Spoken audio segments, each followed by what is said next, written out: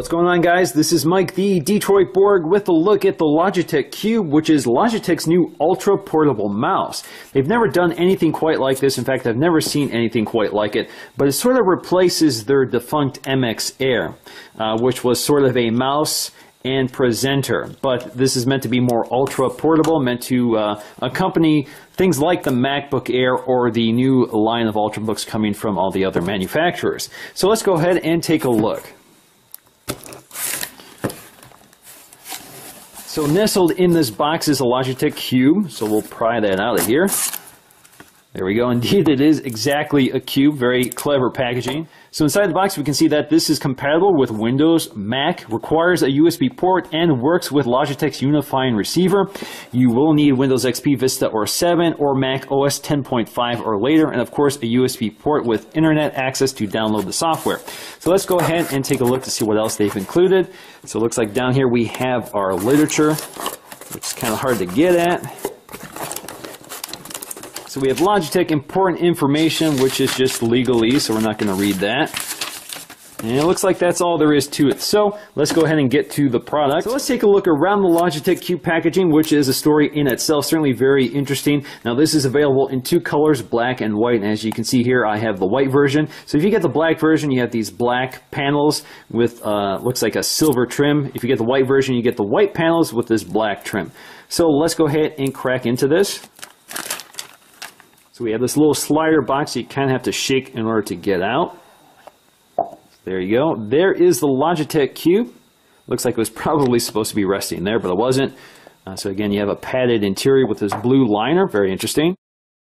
So there is the very tiny Logitech Cube itself. We're going to take a look at that in just a minute. So inside the packaging, we get the Logitech unifying receiver, which plugs into a USB port on either your Mac or PC. And we just have to pry out this foam cradle to get to more information. So look inside, getting started with your Logitech Cube, some information here. Alright, so we get a USB cable to charge it. It looks like we get a little carrying pouch, shows us where the power switch is and how to use the gesturing functions. So we're going to take a look at that. So there is our carrying pouch.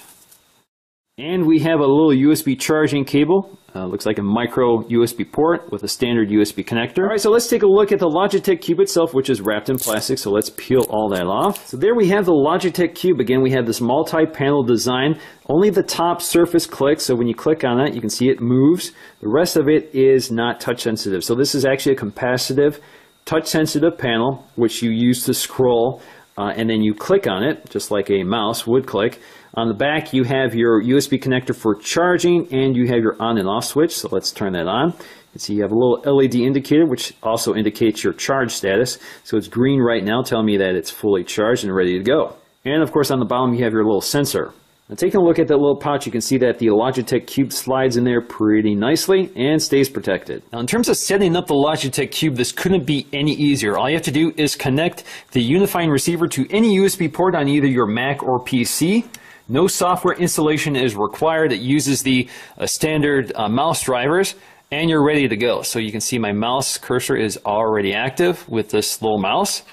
So it's so tiny I can use it on the surface of the MacBook Air or on the table. Now when it comes to using the Logitech Cube, there are some limitations to keep in mind. So for example, the only thing you really have here is scrolling. So again, this is a capacitive, touch-sensitive area, so you can scroll up and down. You can't scroll right or left, and there's no multi-touch features like there is on things like the Magic Mouse or the trackpad. Now, in order to right-click, what you have to do is instead of pressing up here for left-click, you have to hold down here for right-click. So let me demonstrate. So we have Apple Store here. So if we select Mac, there you go. There's our Mac Store. Now, if I want to right-click, I have to move my finger down here toward the bottom and right-click.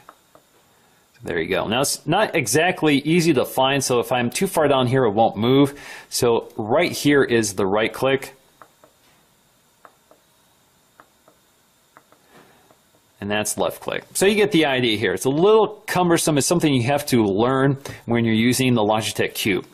Now, in order to activate presentation mode, all you have to do is lift it off the table, and it goes into presentation mode, which now means that when you use the left click button or the main click, it will advance to the next slide. But in order to go back slide, what you have to do is rotate it on its back and press that same button while it's upside down.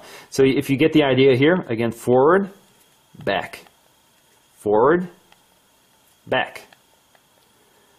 So it works pretty neat. Now if you click the right click button down here, it just takes you out of the app. Now, like I said, the Logitech Cube essentially replaces the MX Air, which is a similar combo device. It's both a tabletop mouse and a presenter.